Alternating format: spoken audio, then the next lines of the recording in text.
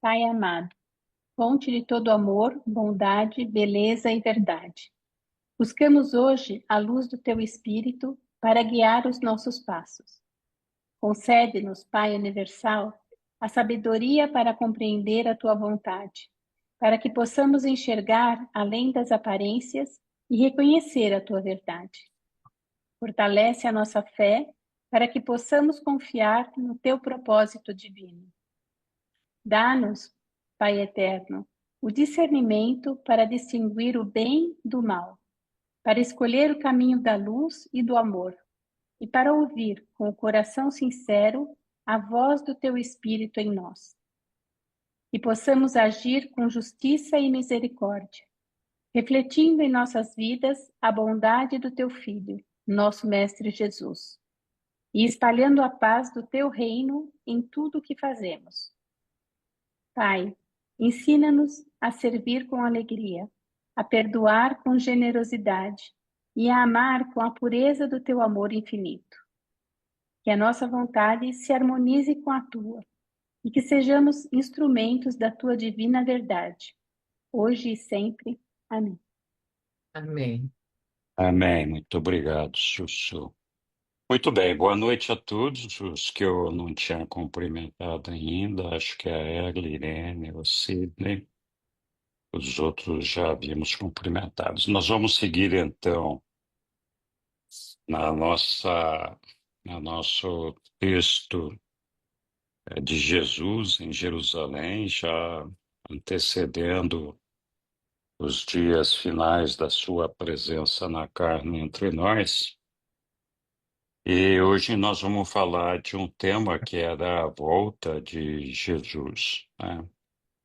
E é um tema muito interessante que tem suscitado sempre muitas distorções, muitas confusões e, por conta disso, avaliações equivocadas dos ensinamentos de Jesus. Muito bem, eu vou compartilhar então aqui o documento. Espero que todos estejam vendo e precisamos de alguém para nos ajudar na leitura. Quem vai se animar aqui para nos ajudar? Eu posso começar, Henrique. Boa, Yara, vamos lá. A segunda vinda do Mestre. Em várias oportunidades, Jesus havia feito afirmações as quais levaram os seus ouvintes a inferir que, embora tivesse a intenção de deixar este mundo em breve, ele voltaria muito certamente para consumar o trabalho do reino do céu. À medida que nos seus seguidores aumentou a convicção de que ele estava para deixá-los, elevou-se também a de que, depois que tivesse partido deste mundo, mais do qual, mais do que natural seria para todos os crentes manterem-se apegados às promessas de que ele retornaria.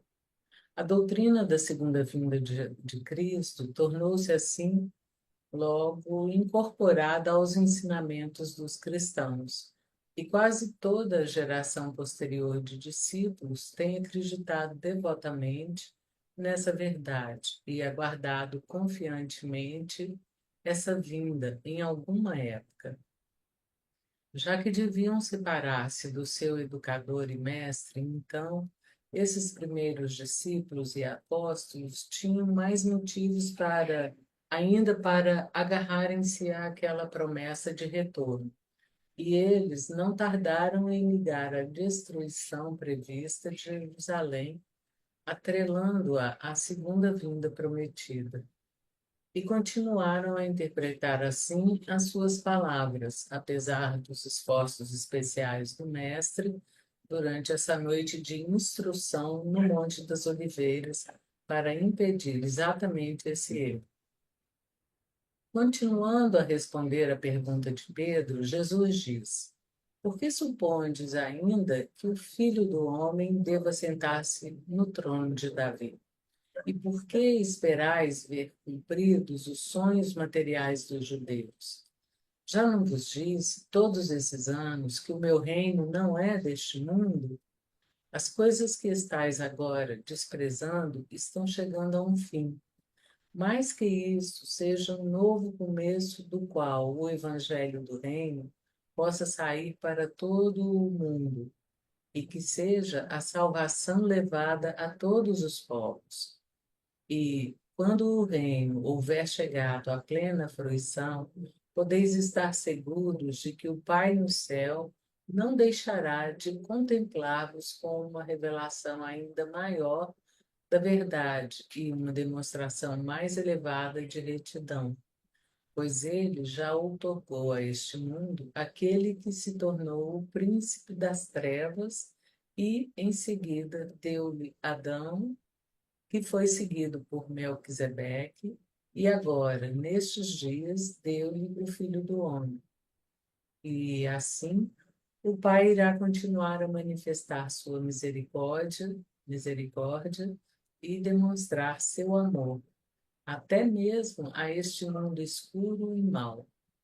E assim também eu, depois que meu Pai investir-me de todo o poder e autoridade, continuarei junto de vós na vossa sorte e prosseguirei guiando-vos nos assuntos do reino, por intermédio da presença do meu Espírito, que em breve será vertido sobre toda a carne. Embora, mesmo estando assim em espírito presente entre vós, eu prometo também que algum dia eu retornarei a este mundo, onde vivi esta vida na carne e onde tive a experiência de simultaneamente revelar Deus ao homem e de conduzir o homem a Deus. Muito em breve devo deixar-vos e retomar o trabalho que o Pai confiou às minhas mãos. Entretanto, tende bastante coragem, pois eu voltarei dentro de algum tempo. Nesse interim, o meu Espírito da Verdade para um universo irá confortar-vos e guiar-vos. Agora me vedes na fraqueza da carne, mas quando eu voltar, será em poder e em espírito. Será em poder e em espírito. O olho da carne contempla o Filho do Homem na carne, mas apenas o olho do espírito verá o Filho do Homem glorificado pelo Pai e surgindo na terra em seu próprio nome. A época da volta do Filho do Homem, todavia, é conhecida apenas nos conselhos do paraíso. Nem mesmo os anjos dos céus sabem quando isso ocorrerá. Contudo, vós devereis entender que quando este Evangelho do Reino houver sido proclamado a todo o mundo para a salvação de todos os povos e quando o tempo tiver alcançado sua plenitude, o Pai vos enviará uma outra outorga dispensacional, ou então o Filho do Homem retornará para julgar a idade. E agora, a respeito das atribulações de Jerusalém, sobre as quais vos falei, mesmo esta geração não passará antes que minhas palavras se cumpram. Mas a respeito da época do retorno do Filho do Homem, ninguém no céu ou na terra pode presumir falar. Mas devereis ser sábios a respeito do amadurecimento de uma idade. Devereis estar alerta para discernir os sinais dos tempos. Vós sabeis que, quando a figueira mostra seus tenros galhos e folhas, é porque o verão está próximo. Do mesmo modo, quando o mundo tiver passado pelo longo inverno da mentalidade materialista e já discernirdes a vinda da primavera espiritual de uma nova dispensação, devereis saber que se aproxima o verão de uma nova visitação. E, pois, qual é o significado do ensinamento que tem a ver com a vinda dos filhos de Deus?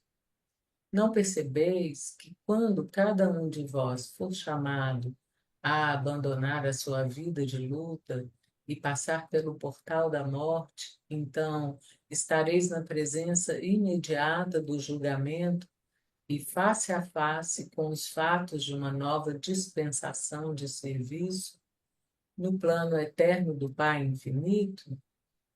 O que todo mundo deve encarar como um fato real ao final de uma idade, vós, como indivíduos, deveis cada um, com toda certeza, encarar como uma experiência pessoal, quando alcançardes o fim da vossa vida natural e passardes a confrontar-vos com as condições e as demandas inerentes à próxima revelação na progressão eterna dentro do reino do Pai.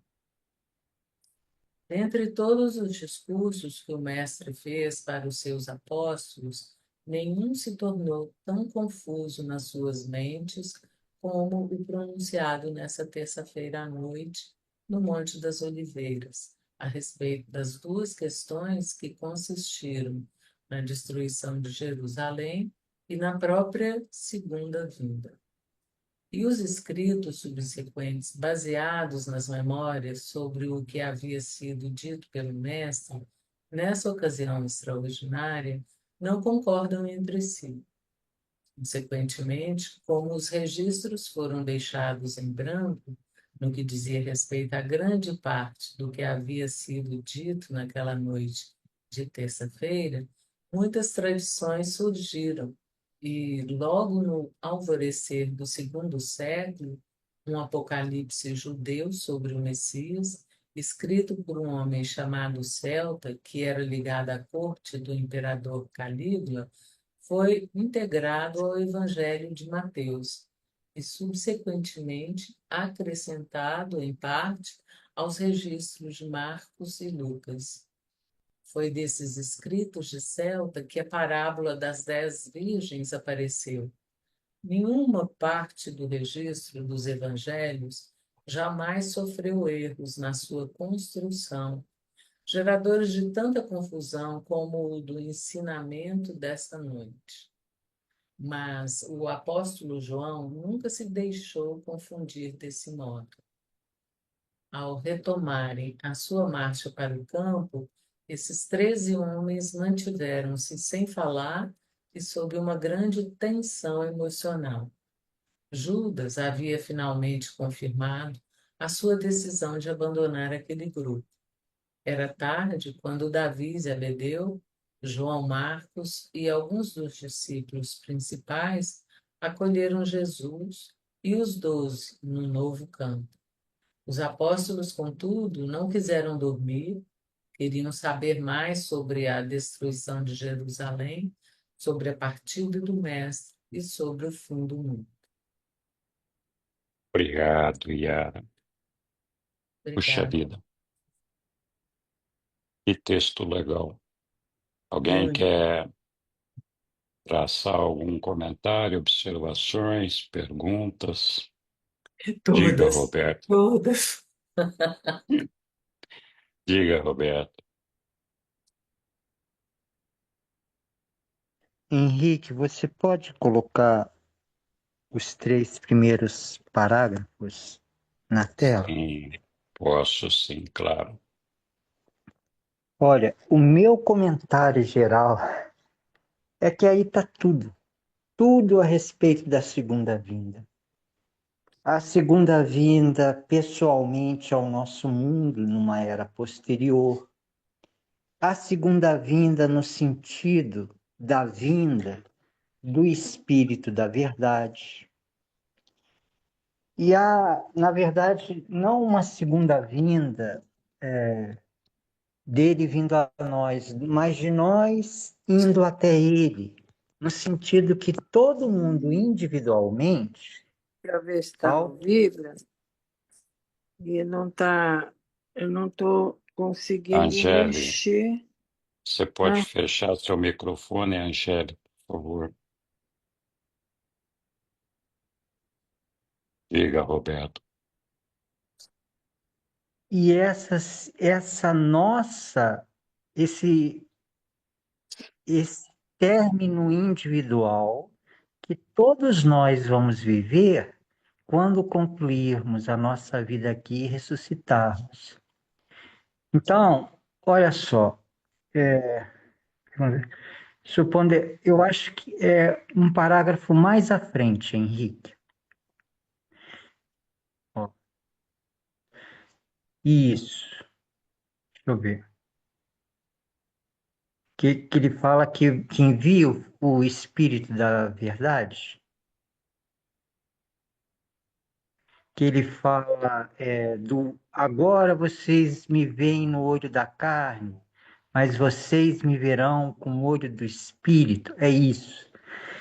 E essa questão da segunda vinda, eu já vi tanto nesse final de milênio, vai vir o fim do mundo e Jesus vai aparecer, mas eu acho que sempre essa interpretação é a respeito de uma vinda física do Mestre.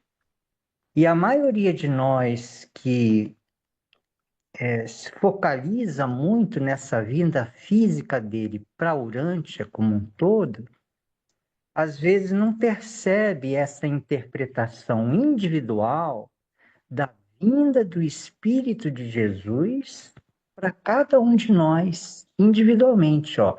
Agora me vedes na fraqueza da carne, mas quando eu voltar, será em poder e em espírito. O olho da carne contempla o Filho do Homem na carne, mas o olho do espírito verá o Filho do Homem glorificado pelo Pai surgindo na terra. Então, eu acho que para cada um que busca Jesus Cristo no lugar certo, qual seja o coração espiritual da própria alma e mente, vai encontrá-lo. Só que o lugar certo é em espírito e verdade, no interior de cada um de nós. Sem esse entendimento, a gente fica buscando, com uma visão materialista, a segunda vinda dele, que vai ocorrer, talvez lá na frente, quando a Terra estiver estabelecida em luz e vida, mas a gente fica buscando a segunda vinda dele materialmente, sem encontrar essa segunda vinda dele em espírito e verdade no nosso próprio coração. Obrigado, Roberto. Diga, Chuchu. Na verdade, eu vou concordar com bastante do que o Roberto falou. Porque, para mim, eu acho que Jesus está dizendo, desculpa, Jesus está dizendo que a sua volta ela será um evento espiritual e não uma manifestação espetacular, aquela que todos os judeus daquela época estavam esperando, né? Jesus tenta passar, eu acho que o reino de Deus ele deve primeiro crescer no coração dos homens e das mulheres, claro, antes do que qualquer outra vinda possa ser compreendida é, de uma forma correta, né? Então, por isso que primeiro a gente vai vê-lo com os olhos do espírito, né? E não com os olhos da carne, pelo menos foi isso que eu entendi. E ele fala também que ninguém sabe, nem os anjos do céu sabem qual é o dia e a hora que ele vai aparecer. E é por isso que todo mundo tem que estar preparado, né? Todos os dias a gente tem que estar preparado para recebê-lo, ou no nosso coração, ou em vida mesmo. Eu acredito que se ele aparecer alguma vez na carne, será quando a gente já tiver em luz e vida, não vai ser por agora, não. Então, por agora, a gente vai recebê-lo no nosso coração, e quando a gente morrer, se a gente for para as morôncias, e se a gente chegar até Salvento, a gente vai receber o abraço dele. Então, a gente vai encontrá-lo, olhá-lo nos olhos, que nem ele fala, né? A gente vai enxergá-lo, olhar nos olhos dele. Então, mas isso quando a gente estiver mais adiante na nossa carreira ascensional. Então, como é que a gente recebe ele no nosso coração? Cultivando os frutos do Espírito, né? Mantendo a fé, praticando o amor, a misericórdia, a gratidão, a alegria, né? E dedicando-se à busca da verdade. Cada um tem o seu jeito próprio, eu acho que, de fazer isso. E evitar, né, as especulações sobre o final dos tempos, que tanto, como disse o Roberto, tantas religiões fizeram e ainda fazem, né? Tentando prever a segunda vinda de Jesus. Mas o próprio Jesus fala para a gente que isso é uma obsessão que não faz sentido, porque a volta de Jesus ela vai acontecer quando cada um de nós aceitar os valores do reino de Deus e cumprir, né, a vontade de Deus, que é o nosso aperfeiçoamento, ser de perfeitos como eu sou perfeito. Acho que é isso. Obrigado, Chuchu, muito legal. Oi, Daniela. Oi, boa noite. Só uma dúvida que eu fiquei aqui. No livro de Urântia, não, eu tinha entendido que no livro de Urântia cita que Jesus iria retornar, como se fosse uma próxima vinda dele mesmo. Eu gostaria só de saber se isso consta no livro ou não, porque ouvi a opinião da Sueli e ouvi o Roberto. Mas enfim, fiquei com essa, porque eu tive a impressão que vi isso. Sua impressão está correta, Daniela. Jesus certamente vai retornar e estará aqui entre nós. Quando isso vai acontecer, digo, quando a presença pessoal dele se fará entre nós, nós não sabemos. Quando eu falo presença pessoal, não significa presença na carne. Ele pode se fazer ver para nós em espírito quando nós tivermos alcançado o desenvolvimento espiritual necessário. Na verdade, grande parte dos problemas do cristianismo, desde seus primórdios até o dia de hoje, são decorrentes dessa fala de Jesus aí, porque os apóstolos, de fato, embora confiassem muito nele, tivessem muita fé nele, e o amavam tanto que nenhum deles abandonou o trabalho do apostolado depois que ele foi embora, e muitos até foram martirizados. Então, eles de fato criam em Jesus, eles de fato tinham convicção de que Jesus era o Filho de Deus. O grande problema dos apóstolos, assim como de muitos discípulos de Jesus, é que eles não conseguiram entender a mensagem que Jesus lhes passava, que, diga-se de passagem, era muito clara. Jesus nunca fez mistério, nunca colocou para os apóstolos alguma coisa que fosse, que requisitasse elucubrações mentais, ilusões, para poder entender o que ele estava falando. Ele literalmente era muito claro nas coisas que ele colocava. Em alguns trechos do livro de Urântia, tem passagens onde o pessoal, os reveladores, nos dizem que o grande problema das revelações é que a humanidade tende a ajustar as revelações para as suas crenças, para aquilo que elas trazem de bagagem dentro de si.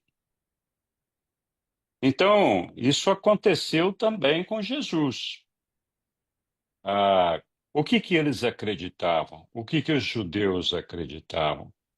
Que existia um Messias que ia vir salvar o povo judeu apesar de Jesus ter expandido essa população, que não só a judaica, então eles acreditavam que vinha para salvar o povo judeu, trazer prosperidade, se sentar no trono de Davi, e toda aquela conversa de poder de um reinado que deveria acontecer aqui. Então, acho que quando Jesus dizia que o reino dele não era deste mundo, talvez a interpretação que eles fizessem é sim, Jesus é um ser espiritual, mas ele vai implantar esse reino espiritual aqui entre nós, aqui na Terra.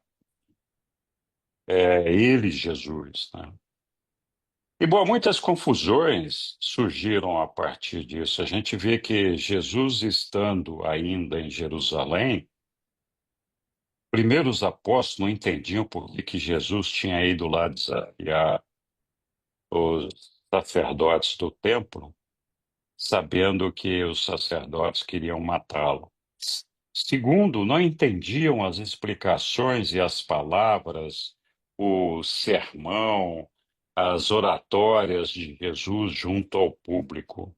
Eles achavam que Jesus não estava tirando a devida vantagem daqueles momentos. E mais, alguns, como é o caso de Judas, acharam que Jesus era uma vergonha. Jesus estava envergonhando o povo judeu, não era o que ele esperava.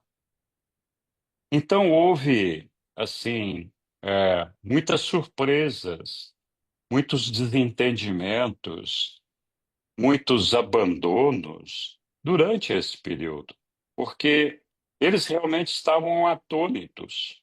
Eles não entendiam bem o que Jesus falava. Aí Jesus dizia: Olha, Jerusalém vai ser destruída. Então, para eles, a destruição de Jerusalém só podia acontecer se houvesse o fim do mundo. Não tinha como Jerusalém ser destruída se não fosse com o fim do mundo. E quando Jesus dizia para eles que ia voltar algum dia na terra, eles faziam a ideia que isso ia acontecer logo depois da destruição de Jerusalém, que essa destruição talvez acontecesse por uma manifestação da ira de Deus, para que Jesus voltasse e estabelecesse o reino que eles tanto ansiavam. Então, era assim, eram pessoas que estavam na iminência de perder o seu líder na carne. Todos eles estavam conscientes, porque Jesus já havia anunciado repetidas vezes que ia morrer e que ia abandoná-los por um tempo. E então eles estavam desesperados. Como é que nós vamos ficar aqui acéfalos? Jesus não vai nos abandonar, ele vai voltar daqui a pouquinho. Então, muitas histórias sobre Jesus foram construídas exatamente em cima desse mau entendimento que os discípulos tinham das palavras que Jesus proferia, buscando ajustar as palavras dele às suas próprias expectativas, né? Não, eu espero que o Messias chegue.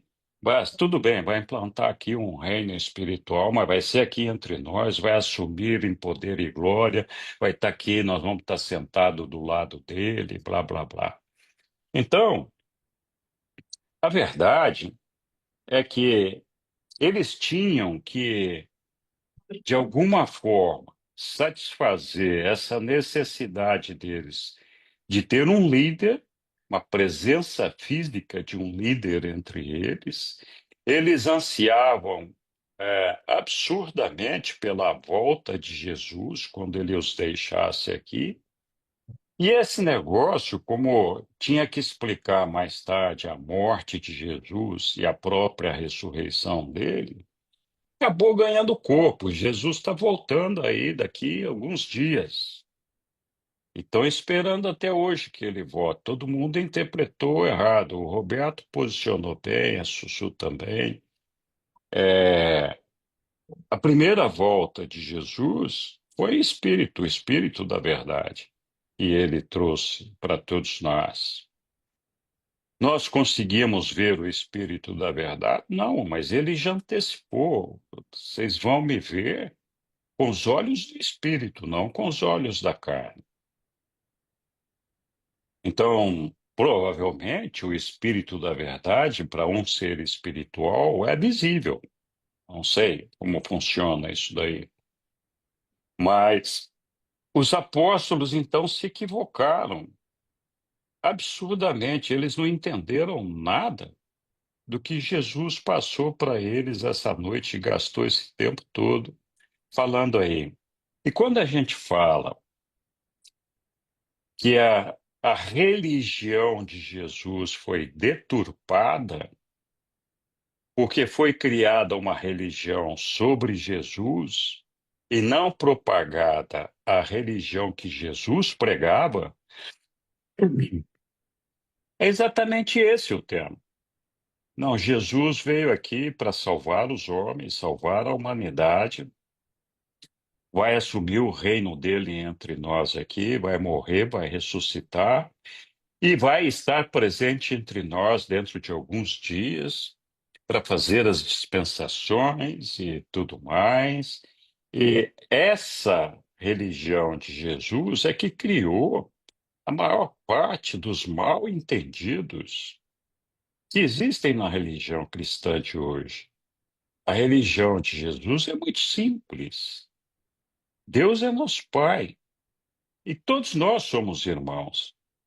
Essa é a religião de Jesus. Não existe outras perengas e coisas que a gente possa ficar imaginando. E quando ele fala que o reino não é material, ele está sendo literal. Meu reino é espiritual. Nós temos uma dificuldade de compreender isso, porque para nós a matéria é real e o espiritual não é real. Então é aceitável, é compreensível que os apóstolos tenham tido todas essas dúvidas e tenham distorcido dessa maneira os ensinamentos. Então, Jesus de fato vai voltar. A promessa dele não é em vão. Mas, como ele mesmo disse, ninguém sabe que dia que eu vou voltar. Tem algum momento lá que ele fala que quando todos nós tivermos alcançado o evangelho dele, será o momento dele retornar entre nós. E por isso mesmo, os reveladores especulam de que a possível volta de Jesus vai acontecer quando nós alcançarmos luz e vida. A gente não pode se enganar achando que Jesus vai voltar agora para nos julgar, para decidir sobre o nosso destino e o nosso futuro e para dirigir os desígnios deste planeta como se um homem fosse instalado aqui liderando esta multidão. Isso não vai acontecer. O trabalho de Jesus já foi feito. Ele já deixou aqui o evangelho dele. A nossa responsabilidade é assimilar, compreender e praticar esse evangelho. E aqueles que assimilam essa ideia podem perceber a presença dele entre nós por meio do Espírito da Verdade, que é muito confortador cada vez que nós procuramos por ele. Aqueles que têm fé percebem o seu guiamento. E claro, é, quando a gente morrer, que provavelmente vai acontecer antes da gente chegar em luz e vida no planeta, nós vamos nos encontrar com ele lá. Aí sim, vai ter um julgamento, vai ter o juízo, esse negócio todo para cada um de nós, né? Mas é por isso que a gente tem que vigiar. Não porque ele vai vir amanhã, não porque ele vai vir a semana que vem, vai descer lá em Nova York, ou Chicago, ou São Paulo, ou Curitiba, seja lá onde for. Mas porque nós podemos morrer no minuto seguinte. Se nós morremos no segundo seguinte, nós certamente vamos nos encontrar com ele. E é nesse momento que nós temos que vigiar. Esse momento é que nós temos que cuidar. Porque ele vai vir aqui.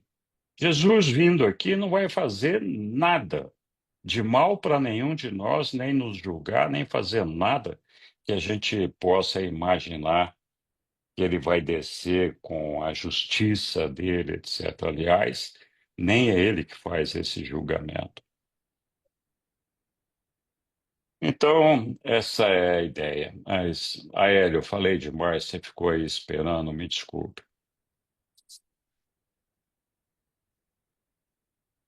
Pode continuar falando aí. Tá muito bom, tô gostando. Vamos dar Mas espaço para os outros aqui. vamos dar uma contribuição aqui. São 9 parágrafos, em parágrafos extensos. Cada parágrafo desse traz algumas particularidades interessantes. Para eu não ser demasiado prolixo, eu vou, eu vou fazer uma abordagem diferente. Podia pôr, por favor, o, o item, o parágrafo. Eu fiz marcação em todos. Vamos lá, no 3. Vamos começar no 3. 2.3. Tá lá. Vamos lá. Ali mais para o finzinho diz assim: E assim também eu, depois que meu Pai investir-me de todo o poder e autoridade, continuarei. Essa palavra continuarei vale um destaque garrafal, junto de vós, na vossa sorte, e prosseguirei. Também vale um destaque, guiando-vos nos assuntos do reino, por intermédio da presença do meu Espírito, que em breve será vertido sobre toda a carne. Agora, lá no fim, na última frase. Nesse interim, o meu Espírito da verdade, para um universo irá confortar-vos e guiar-vos. Então, o livro Durante já vem falando sobre isso, e muitos de nós, do movimento durantiano, confundimos o Espírito da verdade como sendo o próprio Jesus, mas não é o Espírito da verdade. Bom, não vou fazer explicações, porque o texto fala por si só. Vale lembrar que nesse documento, especificamente nesse tópico, a curiosidade dos discípulos era sobre a segunda vinda do Mestre. A segunda vinda do Mestre. E quando Jesus estava falando, lá no ano 30, vale dizer, eles ficavam especulando. Já foi falado aqui antes, o Henrique foi muito feliz na fala, que aquela geração, não apenas os discípulos, mas todos aqueles ouvintes, ao ouvir diretamente de Jesus, faziam a própria interpretação do que ouviam. Aí você diz, mas é um bando de ignorantes, um bando de idiotas. Não é possível, Jesus falou uma coisa, eles enxergaram outra, interpretaram outra, só pode ser um bando de tolos. Mas eu me incluo entre esses tolos, passados aí quase 2000 anos da partida de Jesus, eu me incluo entre esses tolos. Por que eu me incluo entre esses tolos? Que alguns daquela geração estavam, como Jesus havia falado da destruição do templo, e falou naquela semana mesmo, naquela semana de Páscoa, da destruição de Jerusalém e da destruição do templo. Nós já vimos em documentos recentes falar sobre, sobre isso. Vale destacar apenas como vai estar apenas para fazer um posicionamento histórico, que aqueles apóstolos, eles não eram de Jerusalém, eles não eram da Judéia, eles eram do norte da Palestina, que nem existia Palestina, mas assim, isso é para facilitar nosso entendimento. Eles eram do norte, eles eram da Galileia. E o fato é que quando Jesus foi morto em Jerusalém, eles se esconderam, porque eles estavam cagados de medo, para falar o mínimo. Ou seja, eles não tinham a menor pretensão de permanecer em Jerusalém. Ou seja, quando se refere a um evento de destruição, cerco de Jerusalém, destruição do templo em Jerusalém, na Judéia, é certo que esses apóstolos não estariam mais em Jerusalém. Nós vimos lá no documento 140 sobre a história de cada um dos apóstolos, e 7 deles foram mártires, mas todos eles, sem exceção, não ficaram em Jerusalém, eles vazaram dali, eles vazaram vazado, não ficaram ali de bobeira. Eles foram embora para cá, para colar, e sim, vazaram, fugiram. Apenas contextualizando. Mas vamos seguir. Eu tenho um medo enorme de se prolixo em demasiado, mas vamos prosseguir.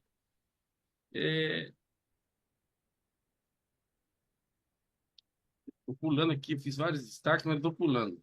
Aqui, vale no 5. Põe o 5, por favor. Tá lá. Vamos lá. Eu vou ler. Aqui é pequeno, dá para ler tudo, mas vamos lá. Contudo, e eu estou destacando, entre aspas, a palavra de Jesus. Não é interpretação do revelador ou um corte para justificar. Eu estou falando que está entre aspas, foi Jesus que falou. Então vamos lá.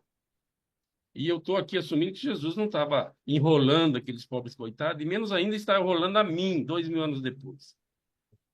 A época da volta do Filho do Homem, todavia, é conhecida apenas nos conselhos do paraíso. Jesus falou com todas as letras, gente. Nem mesmo os anjos do céu sabem quando isso ocorrerá.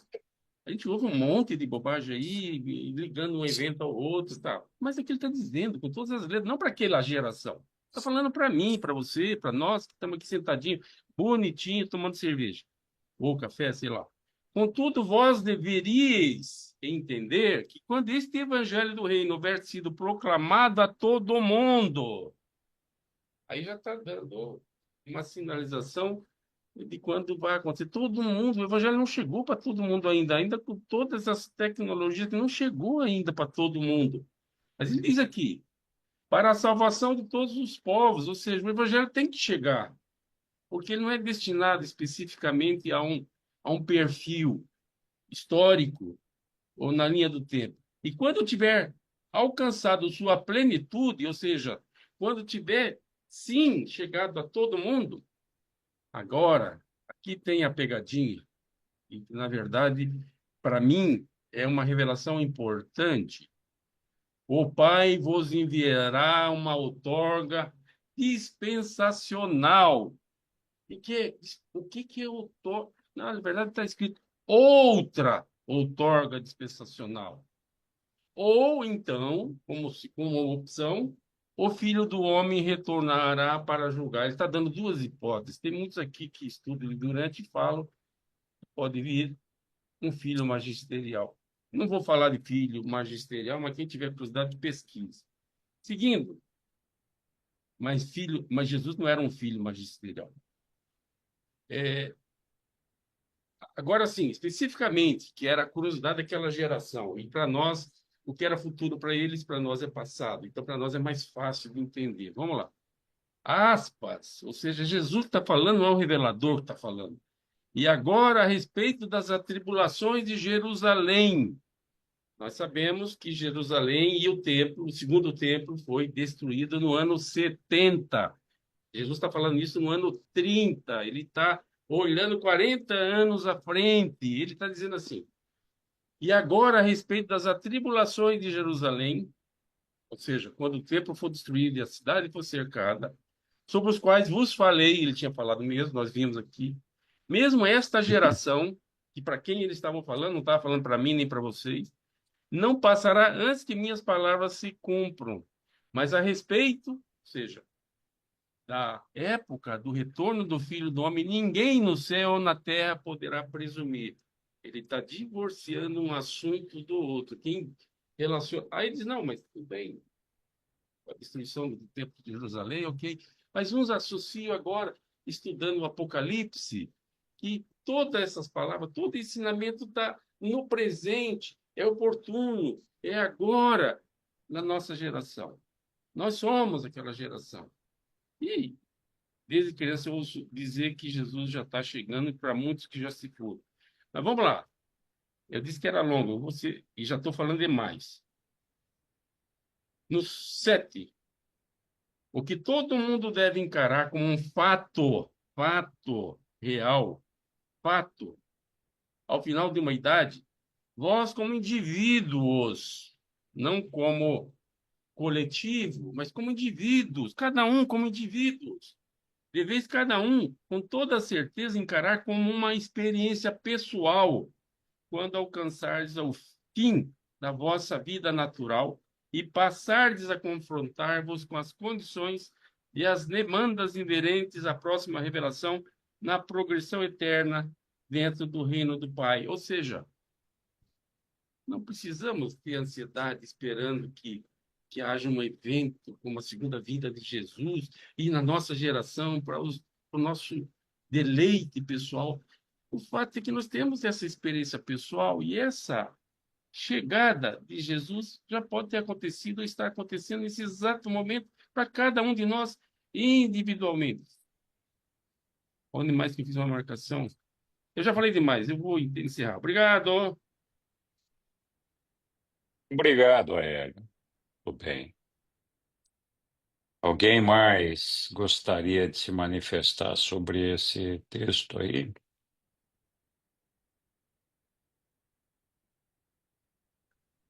Só para esclarecer, que o Hélio falou, mas ele não explicou. Então, os filhos magisteriais, né, seriam os abonais que vêm quando há uma dispensação. Então, se não tem a outorga do, de um filho criador, vem um abonal para fazer esse fechamento. Obrigado. Oi, Fernando. Olá, boa noite. Tudo bem com vocês? Que prazer estar aqui. Eu cheguei atrasado, dormi, dormi mais do que deveria antes desse encontro, mas que decepção para muitos cristãos evangélicos, né? Os evangélicos é que mais pisam e repisam nessa questão, né? Acredito que os primeiros cristãos também faziam isso e aguardo até hoje com ansiedade a volta de Jesus para resolver todos os problemas planetários, pessoais, né, de congregação, e é uma pena que não chegam e não querem chegar a um conhecimento tal de que essa volta de Jesus não é literal, né, não é corporal, como muitos aguardam. E eu fui evangélico e ansiava muito, né, pela volta de Jesus, mas a revelação é clara, né? E é preciso é, ter humildade para aceitar, né? Aceitar essas verdades. E infelizmente os os primeiros cristãos e até os seguidores do mestre não quiseram, né? Não quiseram entender essa questão e erroneamente passaram às gerações seguintes um conceito errado, né, da volta de Jesus. E é preciso ter humildade, ter clareza e termos até coragem de falar com essas pessoas, né, sobre a volta de Jesus, que não é como se pensa, não é como a Bíblia conta, né, e narra, né? E é uma tarefa hercúlea e arriscada até, né, de nós fazermos essa passarmos esse ensinamento conforme foi, foi passado aos primeiros cristãos e como está escrito está registrado na revelação. Eu agradeço pela atenção, desculpe por enrolar demais até chegar ao ponto que eu queria chegar, ok? Estamos juntos, meus irmãos. Imagina, Fernando. Muito obrigado. É, olha, gente, já foi falado aí, né, que algumas religiões se fundamentam muito sobre a pessoa de Jesus, e daí que vem essas distorções que fazem com que muitos religiosos, muitos cristãos entendam, na cabeça deles, de que Jesus veio a este mundo para nos salvar com seu sangue. Para muitas religiões, esse é um ponto crítico Porque essa salvação com o sangue de Jesus só aconteceria para cada um se você acredita nisso. E não, Jesus veio aqui nos salvar com o seu sangue. E daí derivam um monte de ideias e conceitos errados, como, por exemplo, a ideia de que o nosso Pai teria sacrificado o filho dele para nos salvar. Então, que pai que faz um negócio desse? Né? E aí muita gente diz o seguinte: olha, se você não acredita que Jesus veio com seu sangue nos salvar, é, você está condenado, porque Jesus está chegando aí e ele vai dizer: você não acreditou, você vai para o inferno. Então, tem muita gente, muitos cristãos, que têm na sua mente, na sua ideia, na sua concepção, essa ideia de que Jesus veio nos salvar, nos salvou com seu sangue, a sua morte, foi isso que ele fez, e que nós temos que acreditar nisso para poder merecer a nossa salvação, porque foi ali que Jesus teria nos redimido e religado a Deus, desde que nós aceitemos essa ideia, e de que, aceitando essa ideia, Jesus está chegando e quem entende as coisas dessa forma vai se salvar. Na verdade, Jesus, sim, veio oferecer uma salvação para todos nós, a salvação para aqueles que compreendem que Deus é nosso Pai e que todos nós somos irmãos. Esse é o Evangelho de Jesus, essa é a salvação que ele está pregando. Se você aceita no seu coração que Deus é nosso Pai e que todos nós somos irmãos, e desenvolve esse amor dessa relação de pai e filho e irmãos, você entra no reino dos céus e está salvo. Então, num certo sentido, tem fundamento que Jesus teria vindo nos salvar, na verdade, oferecer uma oportunidade de salvação. Mas não porque ele derramou o sangue dele. A gente achar que derramou o sangue para nos salvar, não salva coisa nenhuma. Porque eu posso achar, não, ele morreu lá na cruz, foi para me salvar, então eu já estou salvo, não preciso fazer mais nada, né?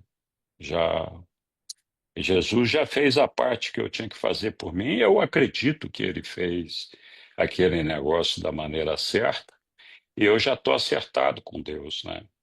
Então, esse é o maior erro dos cristãos ao longo desses séculos todos.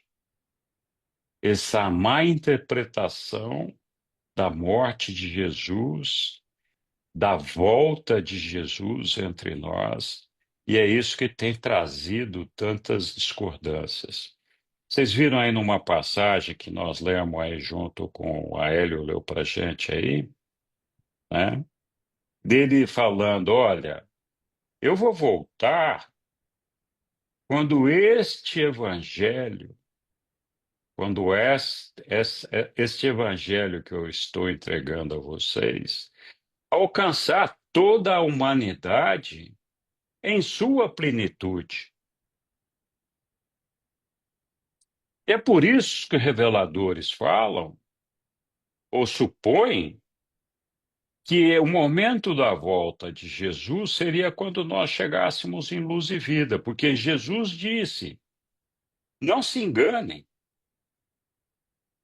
Esse ensinamento, essa religião que eu estou dando a vocês, de que Deus é o nosso Pai, todos somos irmãos, acreditem em mim. Um dia, esse ensinamento vai governar este mundo. Quando isso vai acontecer? Quando todos nós tivermos entendido essa mensagem de Jesus, estivermos vivendo e praticando essa mensagem de Jesus, aceitando que Deus é nosso Pai e que todos nós somos irmãos, e agindo como tal, quando isso acontecer, nós chegamos na plenitude. Então, mais literal do que Jesus deixou para a gente ali, mas, como nós falamos, não tem jeito. Nós buscamos adaptar aquilo que nos é passado às nossas crenças, às nossas conveniências, às nossas próprias ideias. E muitas vezes é difícil demover as pessoas de alguma dessas crenças. Aliás, esse não é o nosso trabalho, afastar de ninguém as crenças individuais que cada um tem. O nosso trabalho é viver o Evangelho de Jesus, né? E por meio desse Evangelho, fazer com que todas as pessoas se sintam atraídas por nós para chegar e alcançar Jesus, né? Muito bem. Algum outro comentário? Eu quero crer no que eu estou entendendo, que o reino de Deus, desde que Jesus esteve aqui, ele foi apresentado e paulatinamente, à medida que as pessoas vão tendo mais entendimento dessa verdade, né, desse espírito da verdade, a gente vai vendo um processamento de um despertar da consciência que se expande e atualmente com as tecnologias e a tecnologia humana dentro de nós vai respondendo muito rapidamente. É como você disse, né, Henrique? Aquele que busca encontra o Pai e busca, no sentido assim de uma participação para a sua vida, no sentido de um propósito e de um sentido de vida, e isso vem muito rapidamente para a nossa consciência.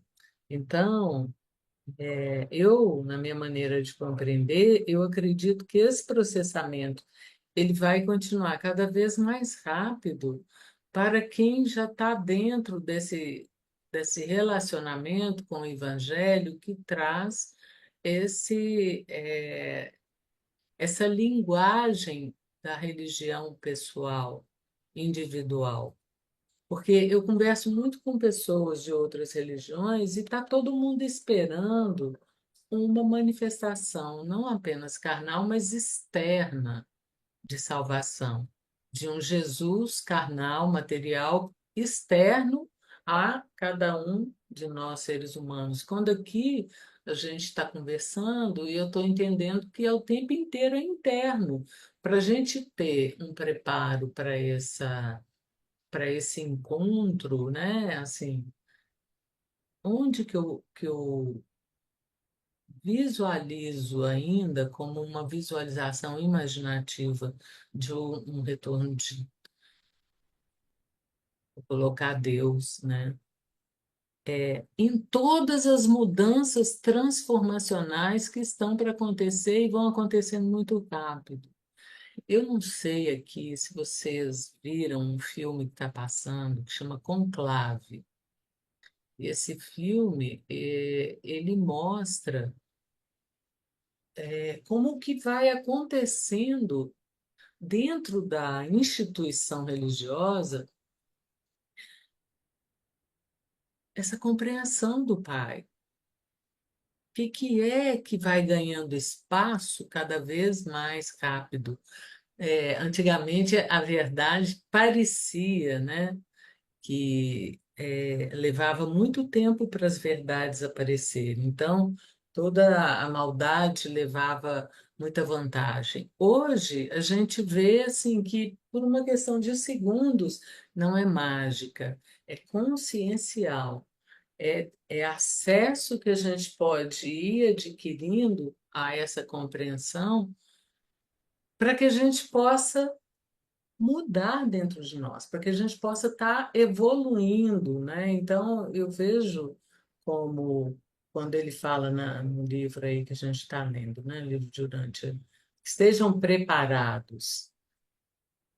Eu não sei se tem como a gente preparar para algo que parece assim anunciado tão maior que a gente, mas eu acho que a gente já está se preparando quando a gente está aqui nesse ponto, quando aqui a gente já está concebendo a abertura para uma aceitação do que tem nos transformado.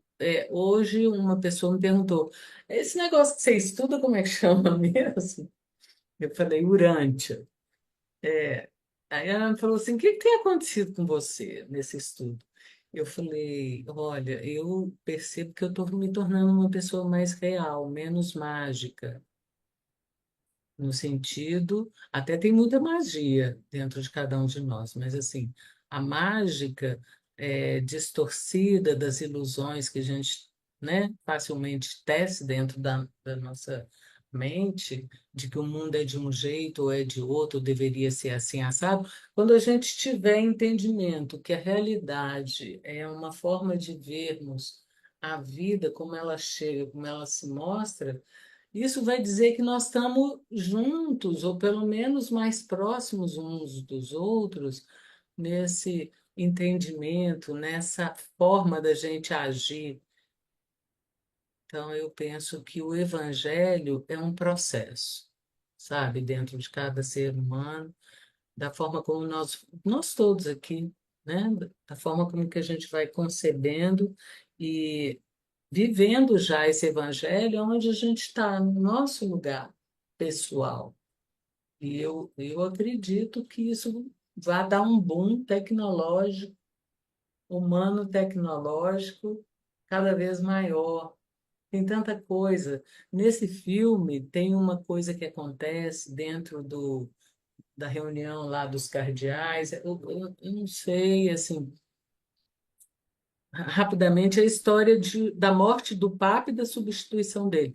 E quando está para acontecer isso, tem uma hora que uma coisa externa estoura, uma bomba, né, que é do mundo, estoura ali dentro. Mas eu acho que tem uma coisa rápida que vai mexendo com nós, porque essa história dentro de nós é mais do que uma história, é a nossa vida, né?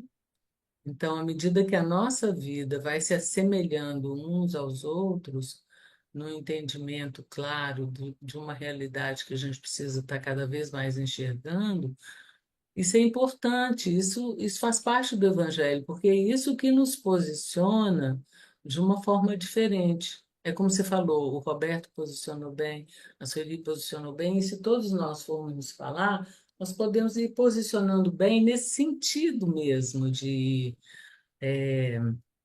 comungando, né, com essa consciência maior.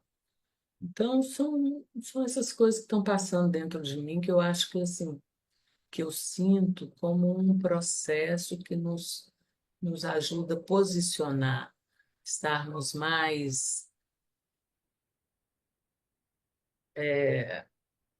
juntos nesse processo mesmo. Obrigado, É Ian. isso, é isso. Eu estou Oi, Balma. pensando.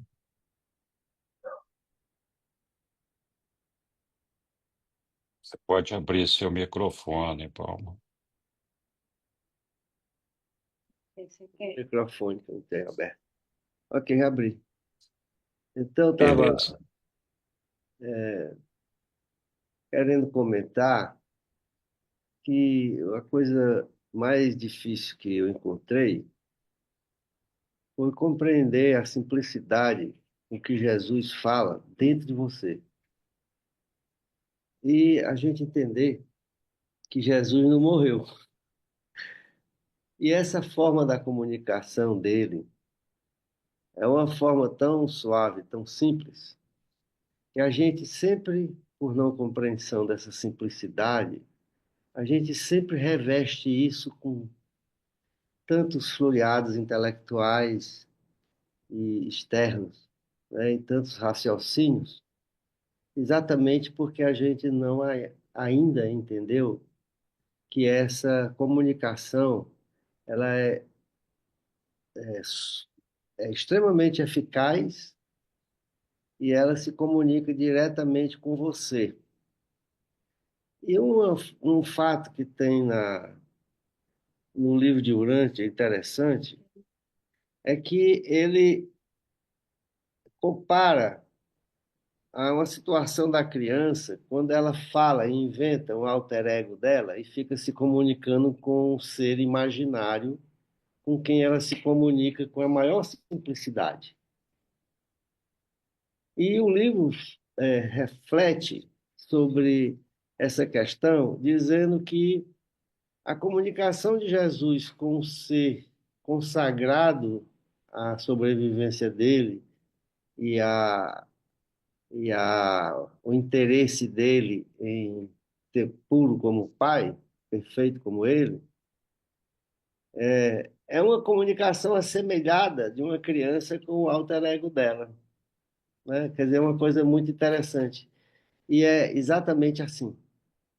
Quer dizer, não tem floreado, não tem toda essa influência da religião. E no intuito de dar importância a uma coisa que eles não compreendem, eles procuram enriquecer esse fenômeno da relação do homem ansioso com Jesus dentro dele, assim como a comunicação dele com o ajustador do pensamento, que é uma coisa extremamente simples, né? E não adianta querer ensinar isso, né? Cada um vai compreendendo a proporção que vai avançando. E quem revela isso é o próprio ajustador dentro dele que revela, né, como essa comunicação se dá.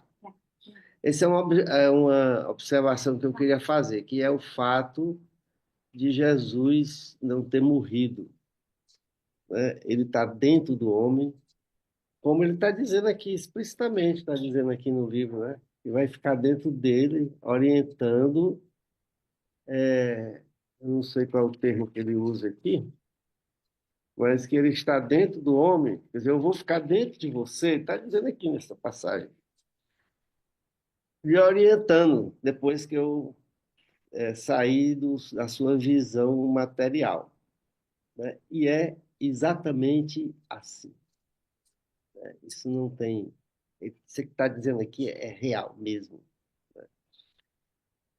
E o outro fato é a vinda dele, digamos assim, fora do homem.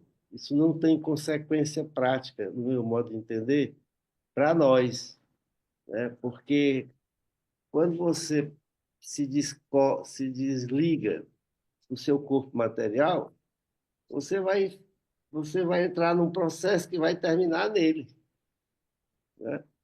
Vai terminar em Jesus, né? Afinal de contas, nós estamos trabalhando nesse aperfeiçoamento com esse propósito, de chegar ao Criador desse nosso universo. Portanto, o fato dele vir ao nosso encontro, ou de a gente ir ao encontro dele, do ponto de vista prático, não tem um valor absoluto, né? Mas, do ponto de vista sentimental, é uma coisa fantástica, né? Que certamente vai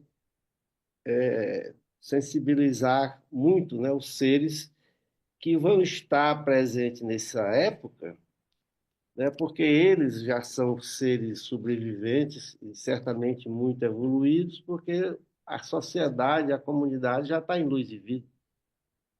Então, eles vão ter a capacidade de compreender a vinda dele, essa segunda vinda dele, porque eles vão ter os olhos do Espírito. Ninguém vai compreender ele porque vai vê-lo novamente, fisicamente. É isso que eu estou entendendo, né? Vai, Eu também.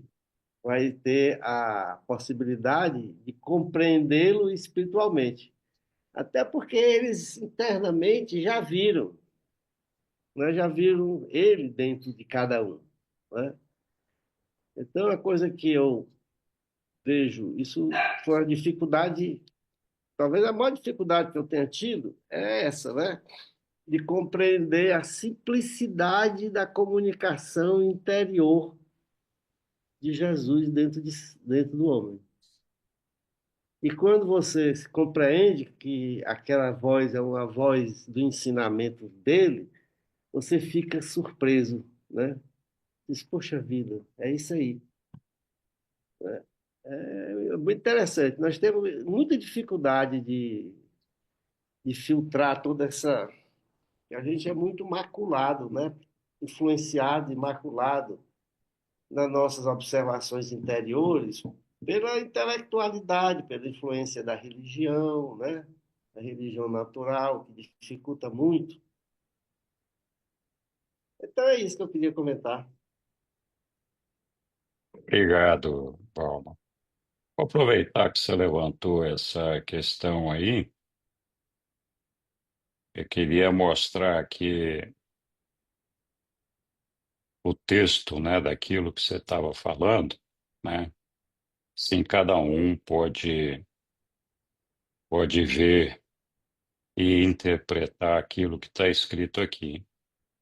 Então diz assim: e assim também eu, depois que meu Pai investir-me de todo poder e autoridade, continuarei junto de vós, na vossa sorte, e prosseguirei guiando-vos nos assuntos do reino por intermédio da presença do meu Espírito, que em breve será vertido sobre toda a carne. Embora, mesmo estando assim em espírito presente entre vós,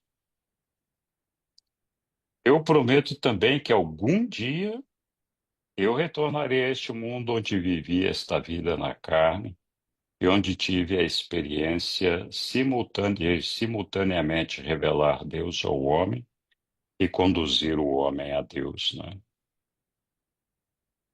Então, tá aí o texto que estamos falando, para que cada um possa ver. Muito bem, Sidney, diga lá. Eu só vou mais ou menos repetir o que já foi dito, mas não sei como eles não conseguiram entender. Tudo bem que 2000 anos atrás era diferente, mas Jesus também disse anteriormente que o reino está dentro, é dentro da pessoa, não é fora.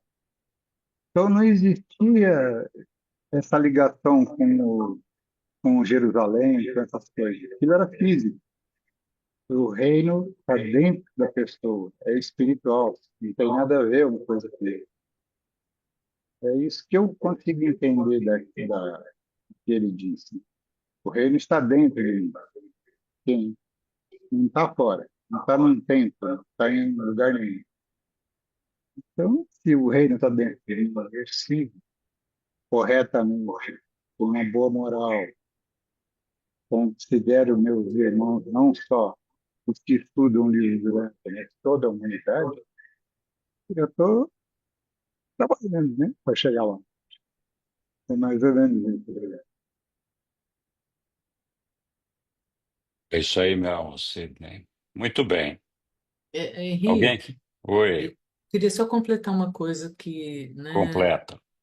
essa questão que nós estamos entendendo juntos e percebendo juntos que se trata de dentro e não de externo, né? Até porque todas as ferramentas vão estando aqui à nossa disposição para a gente ir acessando mesmo essa simplicidade referida, que eu concordo que é assim mesmo também.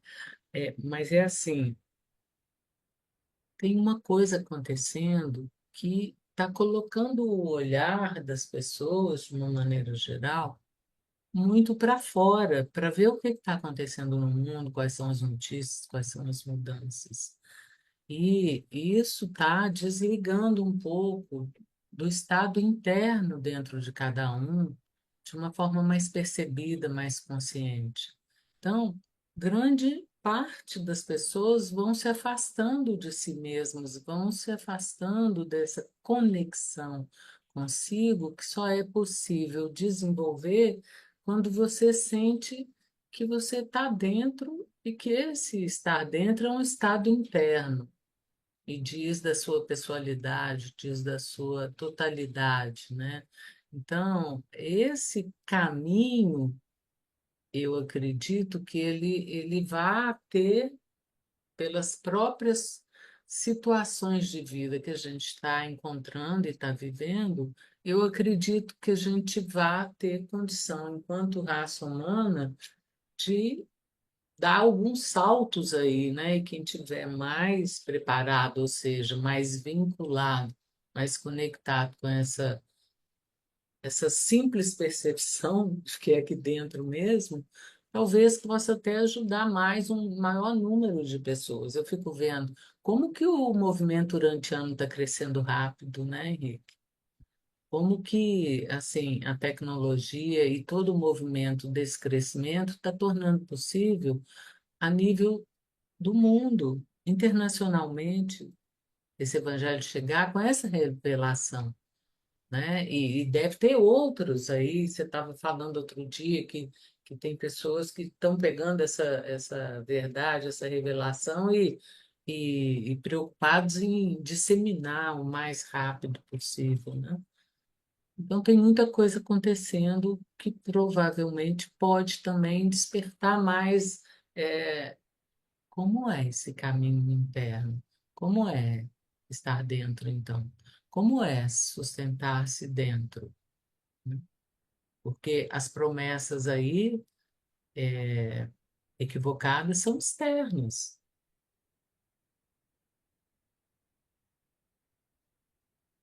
Isso mesmo, Iana. Bom, a gente tem que se lembrar sempre que nós somos filhos imperfeitos de Deus. Uhum. Imperfeitos pressupõe ignorância, pressupõe equívocos, pressupõe desconhecimento, pressupõe uma porção de coisas, porque se nós somos imperfeitos, começa que nos falta conhecimento, nos falta ciência. Então, a humanidade, ela evolui muito lentamente. E mesmo dentro desse lentamente, ela tem altos e baixos, né? Mas ela vai evoluindo o tempo todo.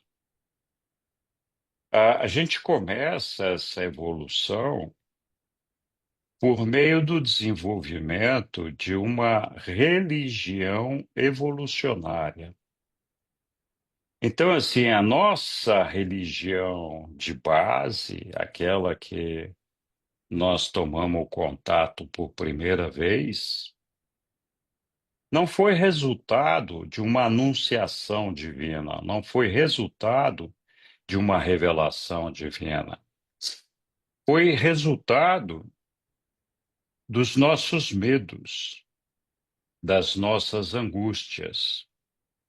Então, à medida que os eventos iam se sucedendo, quando a gente não tinha uma explicação para aqueles eventos, a gente atribuía àquele evento uma força sobrenatural.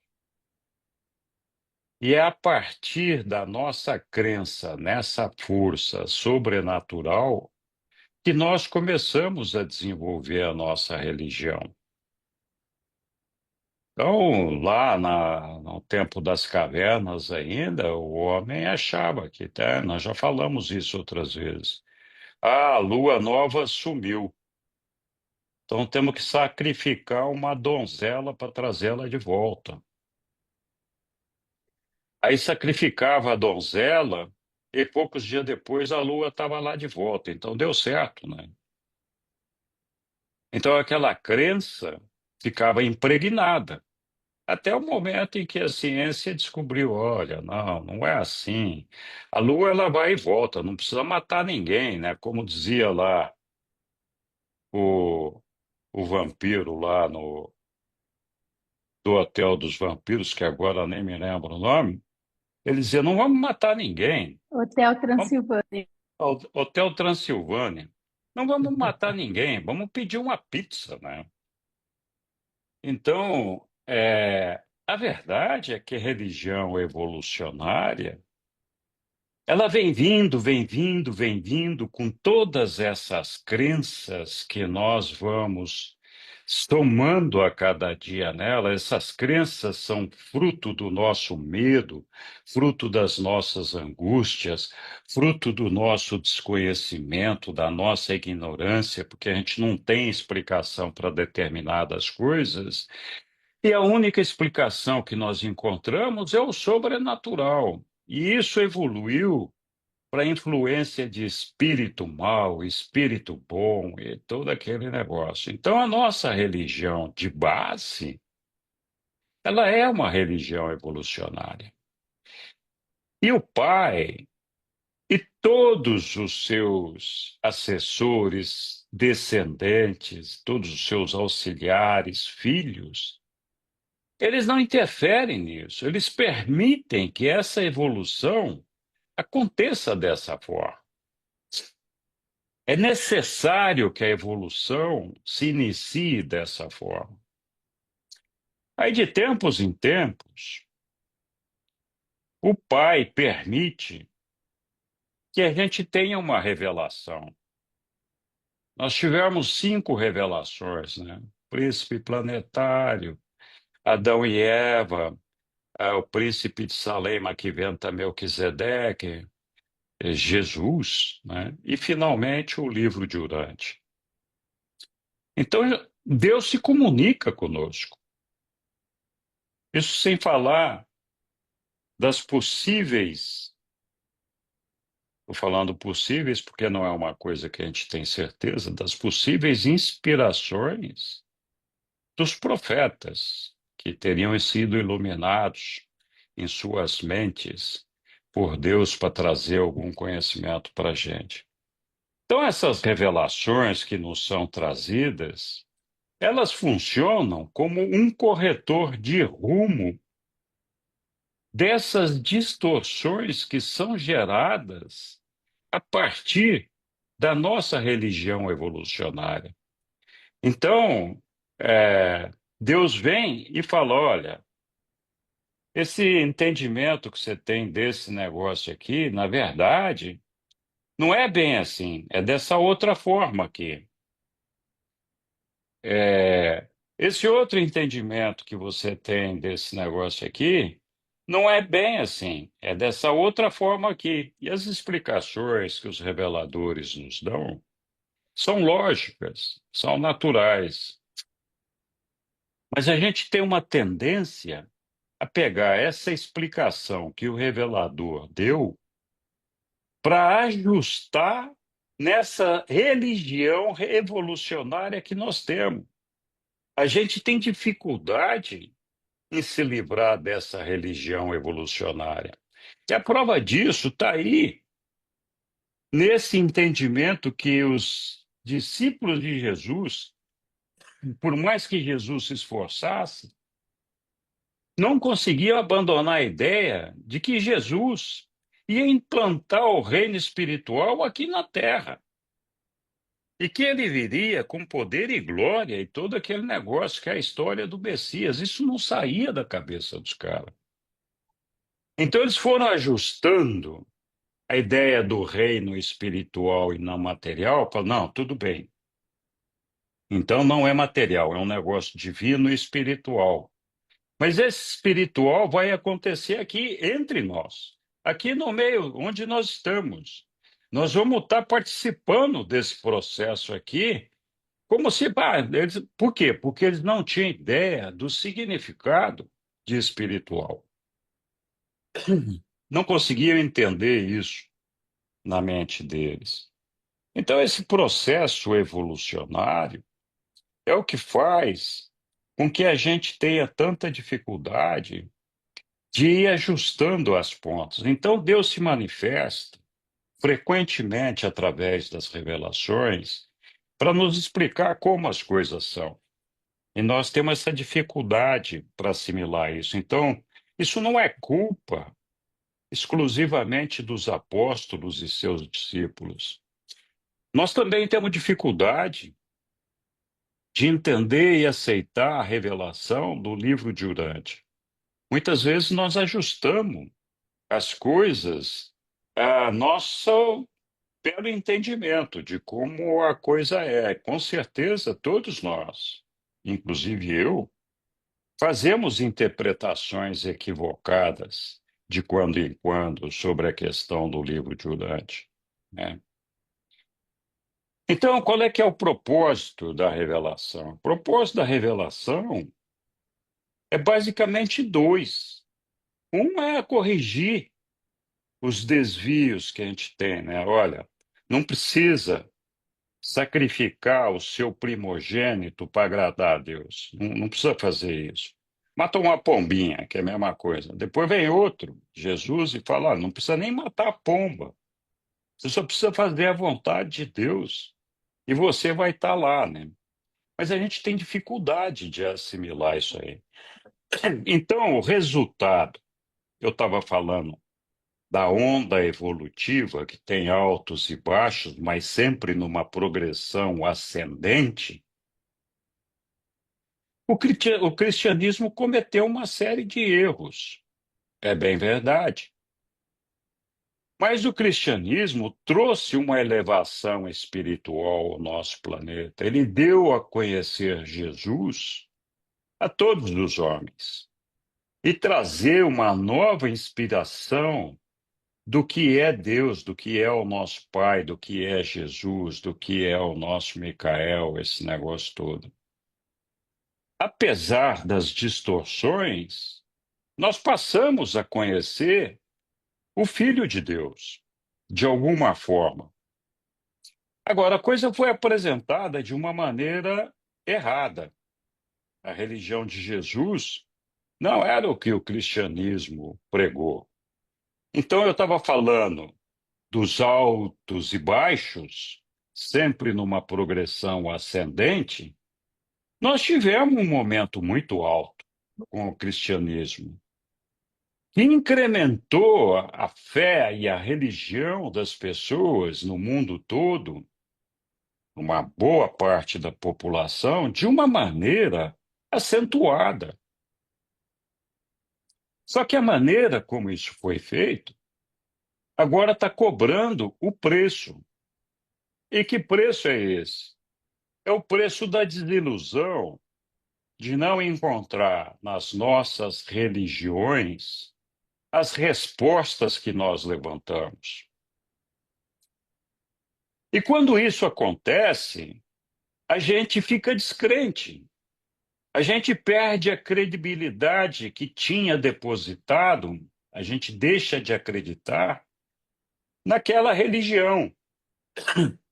A gente começa a desconfiar, duvidar, começa a enxergar só um processo de exploração. E tudo isso foi combinado com um crescimento extremamente materialista do mundo. Nos últimos 200 anos, nós vivemos um desenvolvimento materialista absurdo, onde todo mundo tem que ter, todo mundo tem que possuir. Não que no passado não tivesse, mas os atrativos que a gente tem agora nunca foram assim no mundo todo. Então, essa desilusão com a nossa religião, né, essa desilusão com o cristianismo, fez com que muita gente deixasse até de acreditar que existe um Deus. O ateísmo começou a se desenvolver. O secularismo foi desenvolvido pelas religiões aí tentando dominar o homem, e esse secularismo ele é largamente rejeitado pela humanidade hoje. Então ninguém quer saber, muita gente não quer saber das religiões por toda essa desconfiança que foi gerada. Então você olha, por exemplo, na Europa, que foi um continente exuberante do ponto de vista cristão, e hoje praticamente não tem mais ninguém cristão lá. E a população ateísta europeia está crescendo dia a dia por conta dessa desilusão. e por conta do materialismo. Então, de novo, nós sempre temos um processo evolutivo que vem em ondas. Ele é sempre ascendente, nós estamos sempre caminhando para o lado certo. Mas ele tem altos e baixos. Nós estamos vivendo uma curva baixa agora, que é a curva da dominação materialista combinada com esse secularismo, que faz com que todos nós duvidemos da verdade, que nós percamos de vista os valores de Deus, os valores que nos foram trazidos por Jesus. E aí o livro de Urântia, os reveladores, nos dizem o seguinte, fala, olha, esta revelação ela está sendo antecipada neste mundo. Ela está sendo apresentada para que nós possamos desenvolver líderes e instrutores que estejam preparados para receber a multidão sedenta, faminta, de reencontrar a Deus.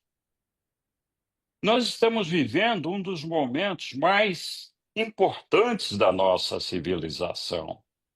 O homem agora está atingindo o ápice da sua desilusão religiosa, da sua desilusão materialista.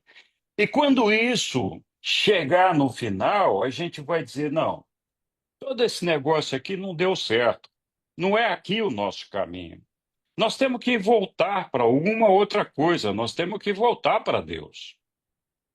Esse é o propósito do livro de Urântia, nos preparar para que a gente possa receber a todos esses irmãos desiludidos com as suas religiões, que vão retornar na sua procura faminta para encontrar a Deus, tentando alcançar resposta para todas as perguntas que eles carregam dentro de si.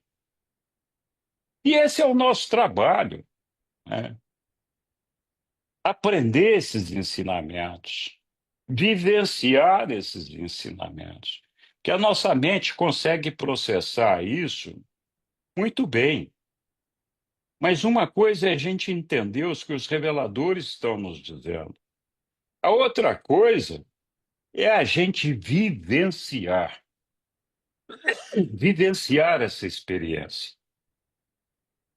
Então, é se a gente sair na rua, olhar para as pessoas com um interesse curioso de irmão, percebendo que as pessoas são diferentes, já na sua fisionomia, na sua forma de ser, na maneira de vestir, na maneira de tatuar o corpo, na maneira de colocar o piercing, na maneira de pintar o cabelo, na maneira do corte do cabelo. As pessoas são diferentes.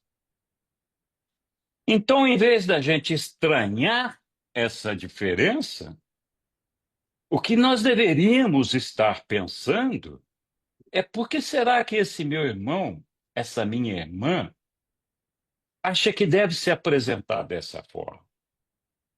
Por que acha que isso é bom? O que passa na cabeça, no coração dessa pessoa? De que maneira ela pensa? De que maneira é a vida dela? Então, essa curiosidade que nós podemos ter sobre os nossos irmãos, sem pensar, sem pré-julgar, sem preconceito, da gente tentar entender por que existe essa diferença. Por que nós somos diferentes? E a gente tentando entender essas diferenças, aprender a aceitar e amar a todas essas pessoas. Então, essa vivência de respeito, de tolerância, de amizade, de amor por todas as pessoas, que nós temos uma dificuldade danada de colocar em prática no dia a dia, é o que faz com que nós nos preparemos para receber os nossos irmãos, influenciar os seus corações e ajudar a mudar o mundo. Primeiro mudando a nós mesmos e depois mudando a todos aqueles que nos cercam. Não não por argumentos, não para destruir as crenças, mas por contágio. A fé em Deus, o amor por Deus, o amor por nossos irmãos, é contagiante. É impossível uma pessoa não ver outra pessoa carregada de amor e de bondade e não se iluminar com a presença dessa pessoa. Então, se nós formos uma pessoa que transmite bondade, transmite amor, transmite aceitação, respeito, amizade, é impossível que as pessoas que estão à nossa volta não nos percebam e não se sintam bem de estar conosco. E de aceitar que, bom, esse cara, essa pessoa, essa moça, essa senhora tem uma coisa diferente, né? Diferente dos outros. Como é que pode ser tão bonzinho assim? Muitos até podem dizer desprovido de maldade.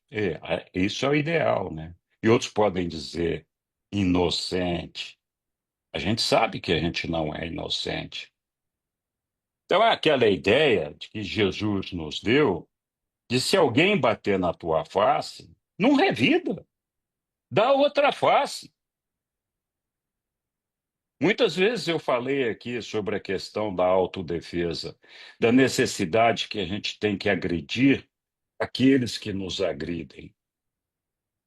Eventualmente, a gente vai ter que enfrentar uma situação dessa. Mas não é isso que Jesus nos ensinou. A pessoa que te agride é um ignorante ou é uma pessoa malvada, né? A gente não pratica olho por olho, dente por dente. A gente não faz isso. Não é essa a ideia, né? Então, esse momento que nós estamos vivendo, que dá essa ideia de que as coisas estão mudando, essa percepção, ela é real. Só que é uma percepção real porque a gente vê de outro lado que as coisas estão se deteriorando rapidamente. Nós temos conflitos internacionais impressionantes. São conflitos que podem nos levar à autodestruição. Nós só vamos nos voltar para Deus quando todos esses conflitos estiverem terminados com resultado zero. E o pessoal perceba, olha, não adiantou nada a gente brigar e brigar por tudo isso aqui. Foi uma palhaçada, nós não chegamos em lugar nenhum, pelo contrário, nós só alcançamos a destruição. De que maneira nós vamos reconstruir isso, né? Vamos reconstruir isso virando essa ideia dos conflitos e transformando essa ideia dos conflitos numa harmonia de irmãos, buscando de novo a religião de Jesus. E é para isso que o livro de Urântia está lá para cobrir os próximos 1000 anos. E vai vir outra revelação depois disso, com certeza. O Pai se manifesta através das revelações para nós. Nós não podemos achar que essa vai ser a última, com certeza não. Mas nos cabe a todos nós assumirmos a responsabilidade de cada um de nós fazer a vontade do nosso Pai, nos transformarmos individualmente como pessoas, e isso só se faz na busca incansável por encontrar a Deus dentro de nós, de pedir sempre ajuda a Ele, de sempre recorrer a Ele, de perceber o abraço dele, de tudo que nós vamos fazer, dizer, Pai, nessa situação aqui, o que pode ser a tua vontade? Nas coisas mais pequenas do dia a dia, nas coisas mais pequenas do dia a dia, daquela que caiu a migalha da comida no chão, e você se sente responsável por buscar aquela migalha e não deixar o trabalho de alguém fazer a limpeza daquele negócio. De assumir as responsabilidades por tudo aquilo que nós fazemos. Nós temos que ter consciência de não desperdiçar os recursos que nos são oferecidos. É. Puxa vida, me empolguei demais aqui, desculpem. Ô, Daniela, você estava com a mão levantada aí, ela caiu de tanto tempo que ela ficou para cima e não aguentava mais ficar. Se, se quiser falar, fique à vontade. Ah, vou ser breve. É uma fala tua no início que tu falou que o livro de Urântia veio como para corrigir, né? Como se fosse um corretor.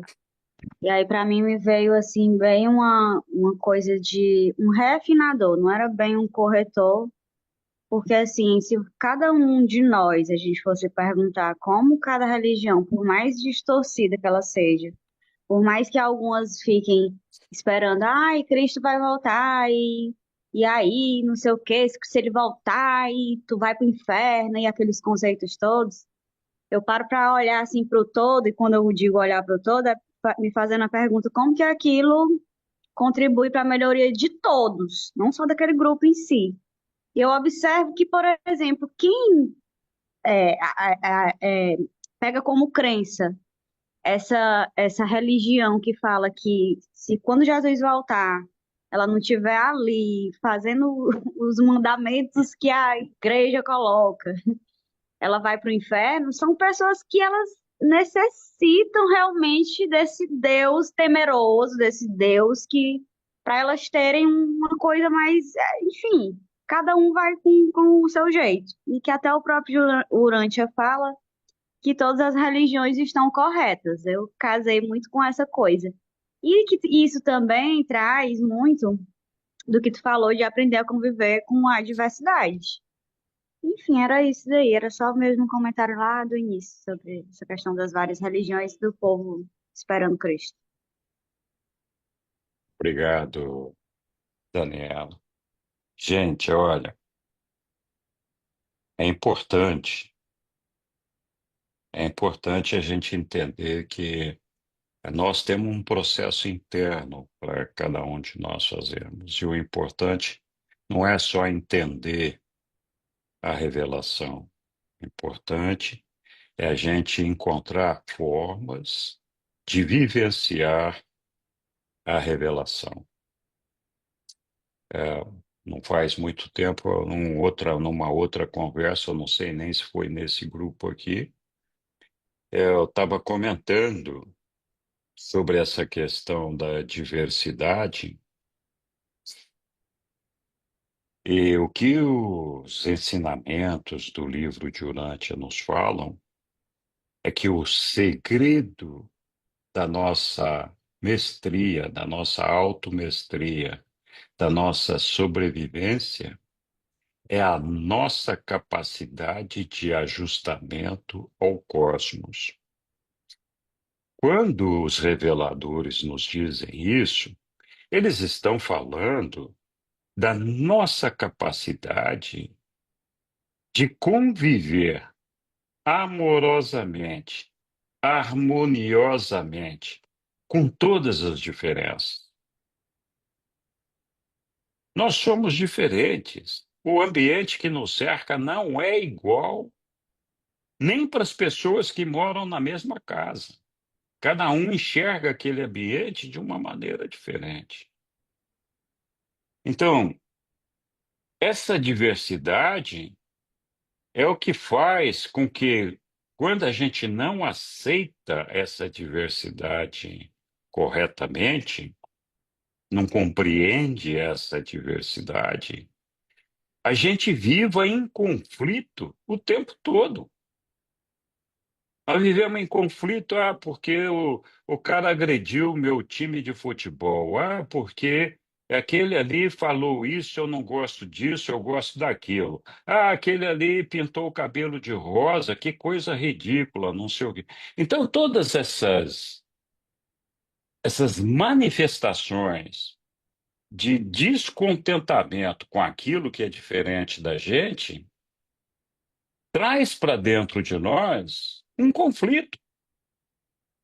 E o conflito é a causa da nossa infelicidade. Se nós conseguirmos viver no nosso mundo, aceitando essas diferenças como elas são, entendendo que essas diferenças são parte do plano de Deus e que Deus foi quem nos fez assim diferentes, Deus não quis que nós fôssemos iguais. Se nós conseguirmos assimilar isso, nós vamos entender que Deus é nosso Pai e todos nós somos irmãos, cada irmão é diferente um do outro, como em todas as famílias acontece. Se a gente conseguir lidar com essas diferenças, nós vamos ser felizes. A gente não vai ter mais conflito. O conflito vai desaparecer. Não vão desaparecer os problemas, mas os conflitos vão desaparecer. Na medida em que nós tivermos a capacidade de assimilar todas essas diferenças, né? Então, esse documento de hoje não tem muito a ver com, com essa parte das diferenças e da nossa evolução. Esse tema surgiu por conta do mau entendimento dos discípulos sobre o discurso de Jesus ali, que provocou uma distorção no Evangelho de Jesus. O cristianismo se transformou numa religião sobre Jesus e não a religião de Jesus. E esse cristianismo propiciou um momento importante de elevação de toda a humanidade, mas por conta desse entendimento equivocado, que não só os discípulos, mas todos nós temos a tendência de colocar sobre as verdades que nos são colocadas, nos são apresentadas, é que faz com que a gente tenha um passo à frente e depois volta um pouquinho para trás. Então, nós tivemos essa elevação do cristianismo, uma revelação de Jesus para a humanidade, que foi altamente positivo, a gente não pode negar isso. Mas essa religião institucionalizada, sectarizada, está afastando agora os fiéis da igreja, não está fazendo com que os fiéis se aproximem da igreja. Então, daí que nasceu o discurso de tudo isso que nós falamos aqui, desse processo evolutivo, da nossa dificuldade de assimilar a revelação, que foi a mesma dificuldade encontrada pelos apóstolos neste discurso que foi apresentado por Jesus aqui, né? Muito bem. No final, acho que ficamos com esse documento fantástico da confusão que os cristãos fizeram sobre a destruição de Jerusalém, a volta de Jesus e a implantação do reino de Jesus aqui entre nós, né? Então, acho que é bem importante a gente entender essa sucessão de eventos, porque é isso que ajuda a compreender por que que nós chegamos aqui onde nós estamos, por que que nós estamos é, por que que nós estamos vivendo este momento e por que que foi feita essa quinta revelação. Lembra, eu falei lá, é um corretor de rumos. Então a revelação com relação a Jesus vem trazer de volta aquilo que Jesus quis nos transmitir e dizer: olha, gente, não é bem assim, Jesus não vai voltar aqui a semana que vem. É essa correção de rumo que está sendo feita. Olha, Jesus não vai implantar o reino dele aqui entre os homens da maneira como nós estamos pensando. Essa é a correção de rumo. Olha, Adão e Eva não foram os primeiros habitantes da Terra. Eles existiram de fato. São filhos do Micael e estiveram aqui entre nós e falharam. Deus não nos criou perfeitos, Deus nos criou imperfeitos. Todas essas correções, e mais 1 milhão delas, estão feitas no livro de Urântia, para que a gente ajuste todos aqueles entendimentos equivocados que nós temos sobre essa religião evolucionária que nós construímos. Então, esse é o propósito dessa revelação, trazer todos esses ajustes. E, claro, trazer coisas novas, que é por isso que é uma revelação, traz coisas novas que nós sequer tínhamos ideia que existia, né? Como, por exemplo, a formação do universo, dos universos, né? Alguém alguma vez na vida pensou que o Pai tivesse criado o cosmos da forma como está descrito no livro de Urântia? É um privilégio a gente ter uma informação dessa. Então aí não é uma correção de rumo. Aí é de fato uma revelação. Está nos dizendo, olha, eu fiz um mundo desse jeito. E eu construí todos esses trilhões de planetas para que eles fossem habitados. Ah, nós não estamos sozinhos no mundo, né? Então, a revelação do Pai nos dá toda essa correção de rumo, nos traz uma revelação, e, ao mesmo tempo que faz isso, né, propicia que a gente tenha uma nova oportunidade de desenvolvimento, de crescimento espiritual, de aproximação com o nosso Pai. Então, a revelação, ela confirma, por outro lado, tudo aquilo que nós suspeitávamos.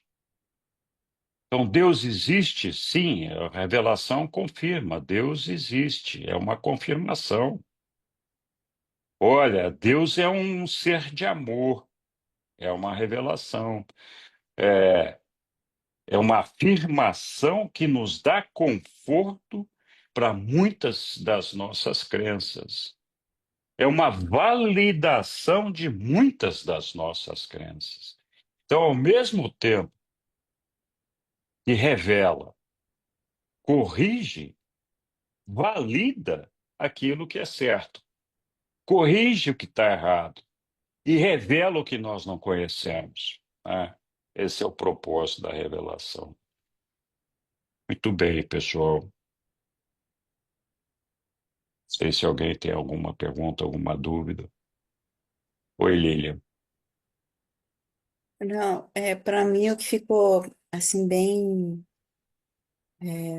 importante nesse documento é que Jesus está sempre conosco. O Espírito Exatamente. da verdade está sempre conosco. A minha mãe, ela gostava muito de uma parte da Bíblia que diz assim: eu estarei contigo eu estarei convosco até o final dos tempos.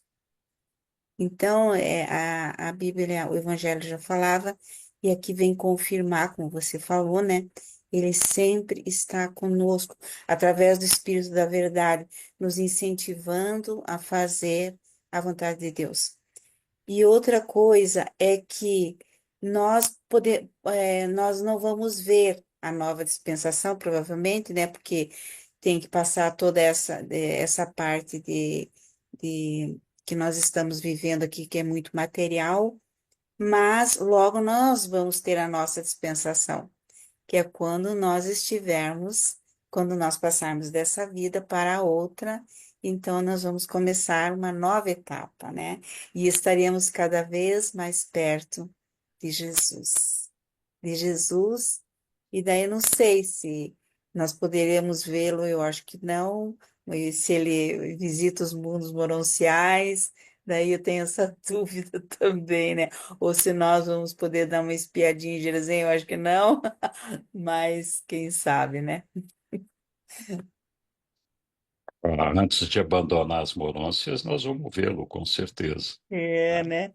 Não poder Vamos receber a bênção dele. A gente não vai ver, mas vai sentir, não é? A gente sente a presença. Os reveladores dizem que nós vamos receber um abraço dele antes de Ele, nós vamos partirmos das vê-lo lá Morôncias. depois, Vamos vê-lo. Lá em Salvington. Aí em Quer dizer, Salvington. então Sim. Não, mas eu digo logo depois que na primeira, uma das mansões ali, eu acho que é muito E cedo. talvez já não, talvez ainda não, mas muito bem.